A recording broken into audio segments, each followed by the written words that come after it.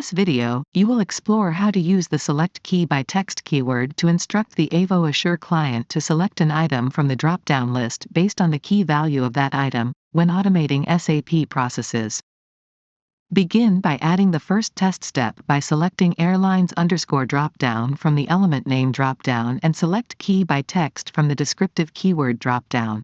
Once done, enter the input value as SR, save the design test step and debug it. As the design test step debugs, you will witness in the SAP application that Avo Assure Client automates the selection of an item from the drop-down list based on the key value of that item. This confirms a successful debug.